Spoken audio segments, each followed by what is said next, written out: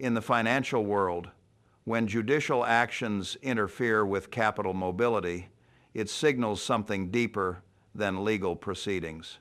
That's exactly where we are right now with the court order freezing former President Trump's assets. From an investor's perspective, this is less about individual legal circumstances and more about precedent regarding capital restriction. You see, what we're witnessing now matters to every single American, whether you follow politics closely or not.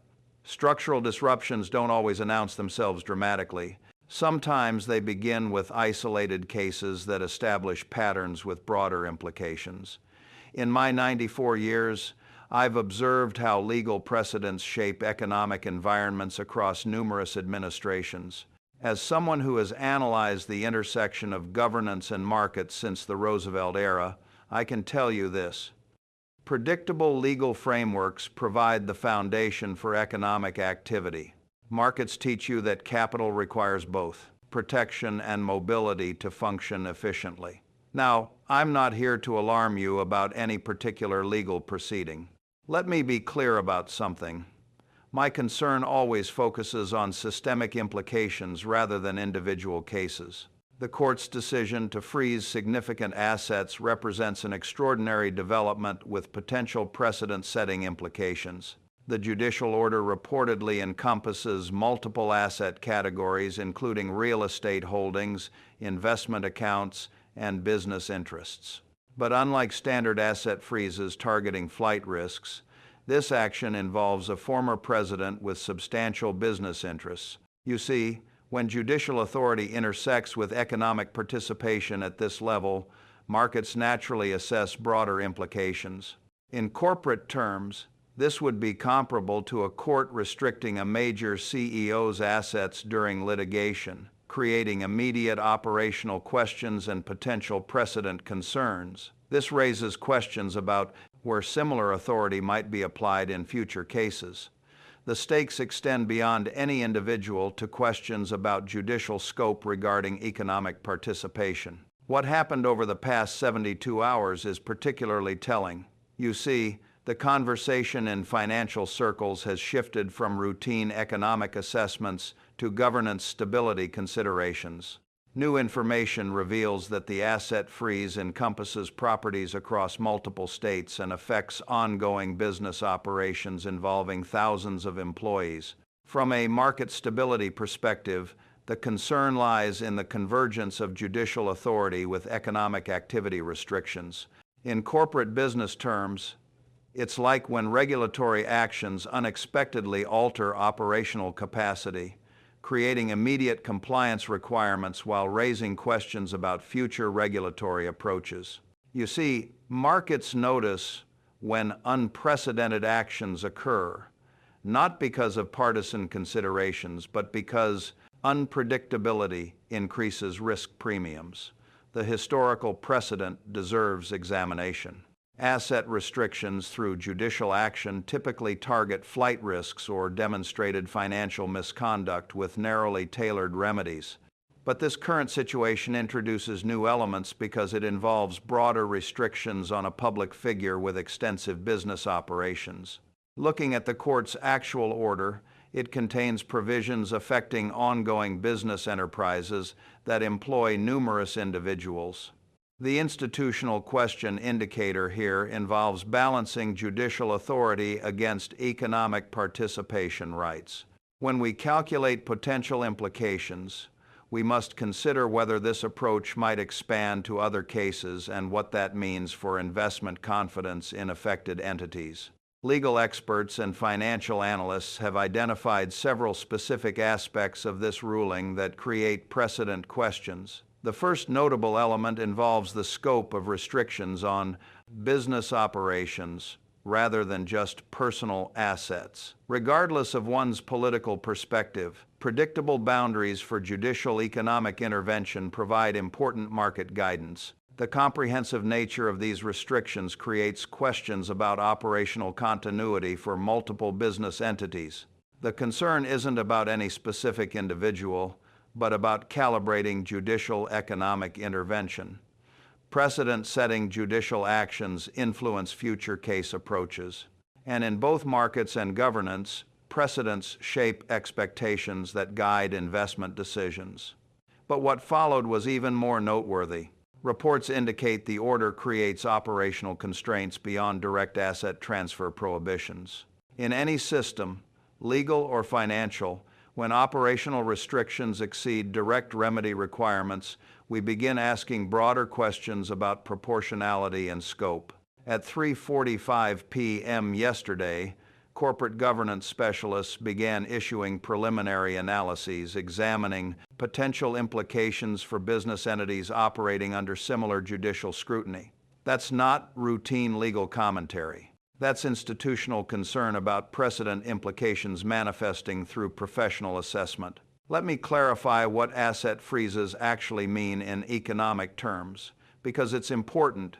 You see, temporary asset restrictions aren't just procedural steps. They create immediate operational challenges while potentially affecting long-term enterprise value.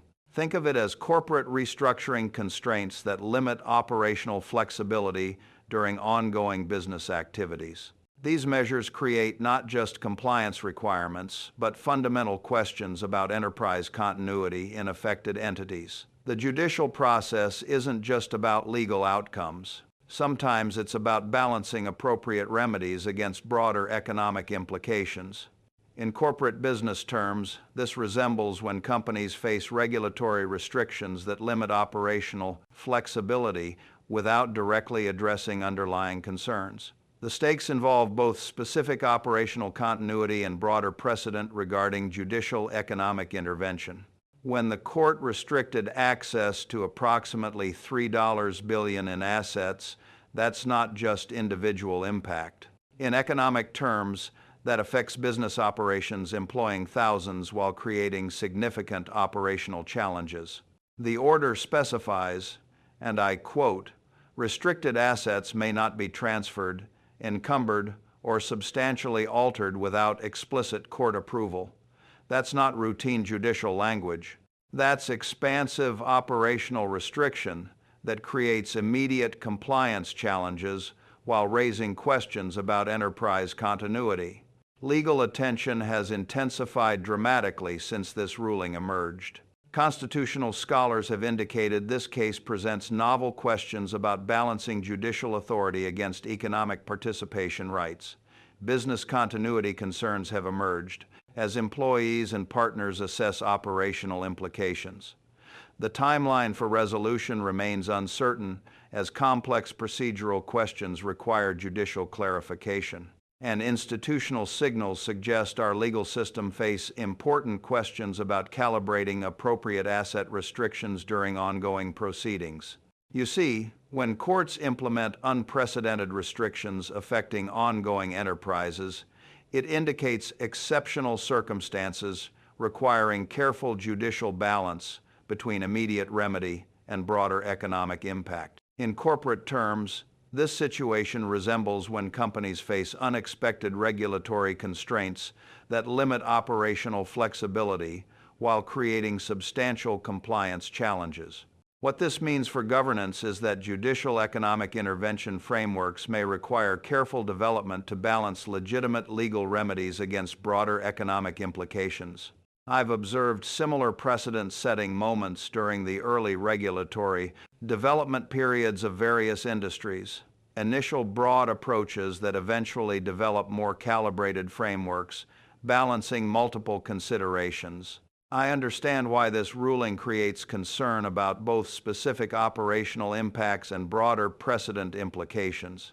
When judicial authority directly affects economic participation at significant scale, it naturally raises important questions about appropriate boundaries. But let me tell you what I've learned in nearly a century of observing how institutions evolve. Systems develop more nuanced approaches as they address novel situations. Initial precedents often represent starting points rather than final frameworks. The real opportunity isn't criticizing initial approaches, but contributing to thoughtful development of balanced frameworks. And that's something we accomplish through reasoned institutional development rather than reactive criticism. The court order reportedly contains provisions affecting over 30 business entities across multiple jurisdictions, with varying operational implications. This creates significant compliance challenges for entity leadership while raising important questions about proportionality. You see, effective remedies require balancing legitimate judicial objectives against broader economic impacts. In governance systems, calibrating appropriate interventions often requires experience with multiple cases to develop properly balanced approaches. At exactly 10:30 a.m. today, the affected business entities filed emergency clarification motions seeking operational guidance for ongoing activities. You know what that means? It means our judicial system now begins the important process of calibrating appropriate restrictions that address legitimate legal concerns while minimizing unnecessary economic disruption. From my experience observing institutional development, initial precedents often represent starting points that evolve through subsequent refinement. The truth is, balancing judicial authority with economic impact considerations requires practical experience addressing specific situations. As someone who has witnessed numerous institutional frameworks develop over decades, I see parallels to how early antitrust implementation evolved. Initial broad approaches followed by more calibrated frameworks balancing multiple considerations. But here's the thing. Effective institutional evolution requires thoughtful contribution from multiple perspectives. Let me be clear about our current situation. We're witnessing an important moment in developing appropriate frameworks for judicial economic intervention, and that's when thoughtful institutional development matters most. The immediate market reaction to this judicial action has been notably targeted rather than broadly disruptive. You see, investors have primarily repositioned regarding directly affected entities, rather than demonstrating systematic concern. This suggests markets currently perceive contained rather than expansive implications from this precedent. When the asset freeze was announced, directly affected entity valuations adjusted significantly, while broader markets showed minimal response, indicating focused rather than systemic concern. From where I sit, this suggests markets currently perceive these actions as exceptional rather than representative of broader judicial approach shifts. This evolving situation introduces several distinct considerations. First, it involves specific operational challenges for directly affected enterprises. Second, it creates questions about appropriate judicial economic intervention scope.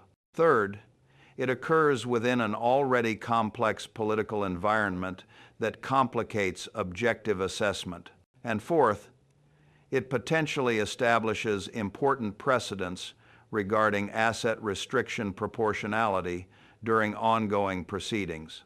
You see, in governance analysis, we call this kind of multifaceted development a precedent-setting moment, when institutions address novel situations that potentially establish frameworks for future application. In both markets and governance, these moments deserve particularly thoughtful attention because they shape expectations that guide subsequent decision-making. The immediate path forward involves procedural clarification, operational guidance, development, and potential appellate review. You see, our judicial system must now address both immediate practical questions and broader framework considerations. In business terms, this resembles when regulators implement novel approaches that require subsequent practical refinement. What happens next depends on how courts balance legitimate remedy requirements against proportionate economic impact considerations. At 2:15 p.m., after initial court filings, legal representatives for affected entities issued statements emphasizing business continuity concerns affecting employees and partners. That's not political positioning. That's legitimate, operational concern requiring thoughtful judicial consideration. In truth, effective governance requires balancing multiple legitimate considerations without unnecessary collateral impact. You see, institutional effectiveness depends on developing appropriately calibrated approaches that address legitimate concerns while minimizing unintended consequences. When novel situations create important precedents, careful consideration of all relevant factors becomes particularly important for effective framework development. The financial implications reportedly involve complex operational restrictions on business activities, generating approximately $750 million in annual revenue and employing several thousand individuals. These enterprises don't operate in isolation, but interconnect with numerous partners, suppliers, and customers. You see, in economic analysis, business restrictions create ripple effects beyond directly affected entities. The same principle applies in judicial remedy design. Proportionality requires considering broader economic participation implications beyond immediate enforcement objectives. The $3 billion in restricted assets represents significant economic participation with substantial operational implications. In governance terms, this resembles balancing legitimate enforcement objectives against proportionate implementation approaches, technically achievable but requiring careful calibration. What this means for our judicial system is developing thoughtful frameworks for economic intervention that achieve legitimate objectives without unnecessary disruption. I've observed similar institutional development cycles during various regulatory framework evolutions.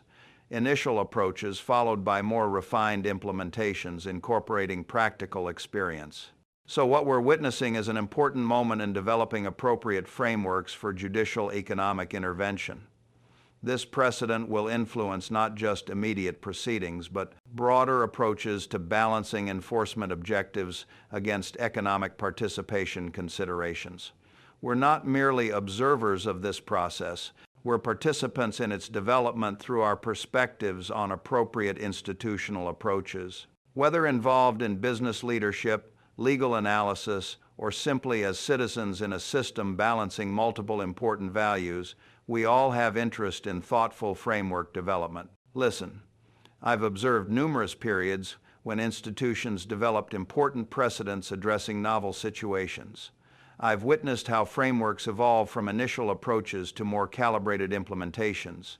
But this moment deserves particular attention, not because of partisan implications, but because it potentially establishes important precedents, balancing legitimate judicial authority against proportionate economic impact considerations.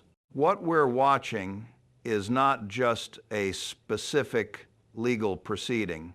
It's a potential precedent-setting moment for how our judicial system calibrates economic intervention during ongoing proceedings. Effective institutional development requires balancing multiple legitimate considerations.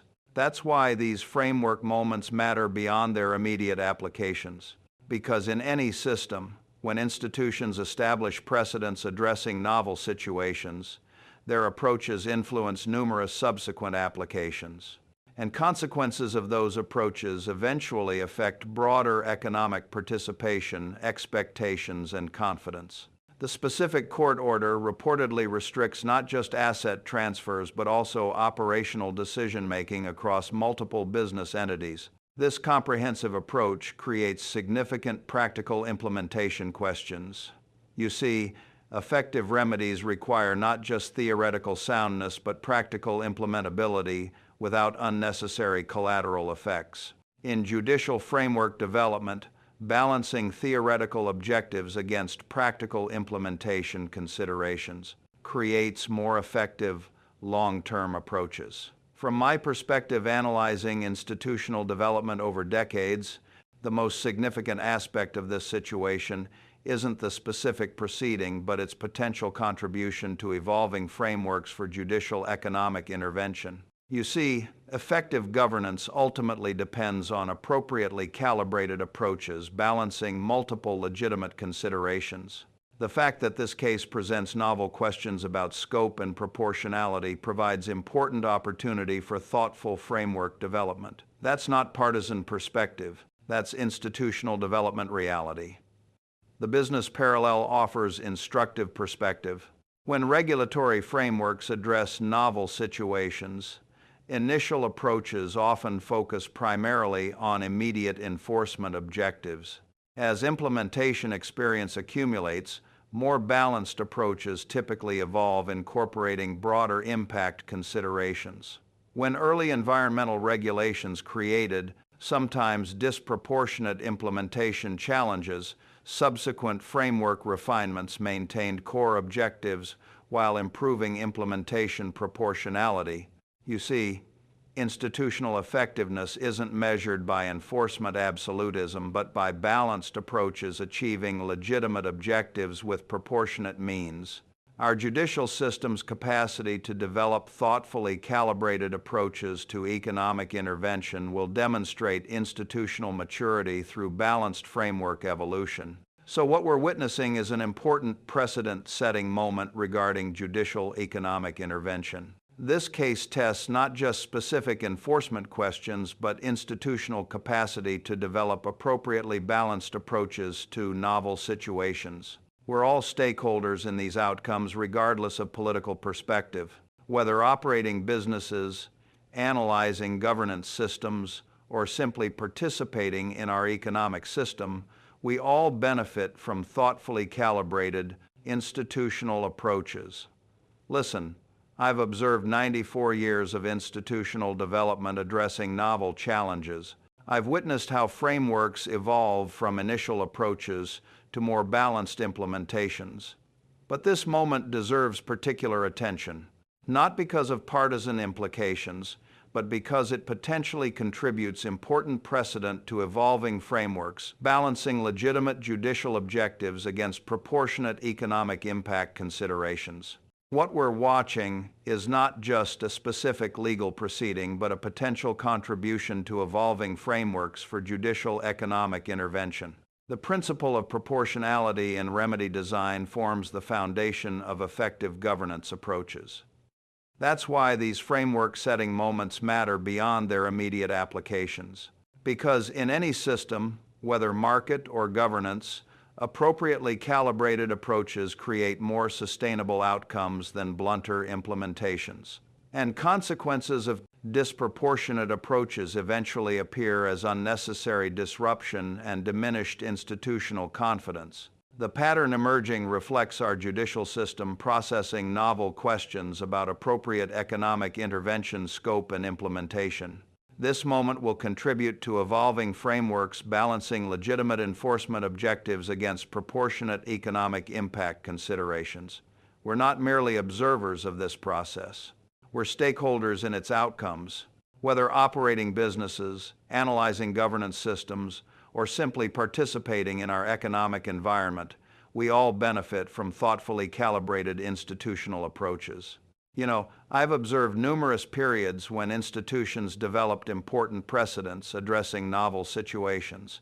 I've witnessed how frameworks evolve from initial approaches to more refined implementations. But this moment deserves particular attention, not because of partisan implications, but because it potentially establishes important precedents for how our judicial system approaches economic intervention during ongoing proceedings. The real story isn't about specific individuals or proceedings. It's about how our institutional frameworks evolve to address novel situations in appropriately calibrated ways. That's why thoughtful governance development matters regardless of political perspective. Because in any system, effective approaches require balancing multiple legitimate considerations rather than pursuing single objectives without broader impact assessment. And the consequences of institutional development eventually appear in system effectiveness and confidence across numerous subsequent applications. Thank you for your attention to these important governance considerations. And remember, in any system, precedents matter beyond their immediate applications. And sometimes the most important institutional contributions come through balanced evolution rather than absolute approaches.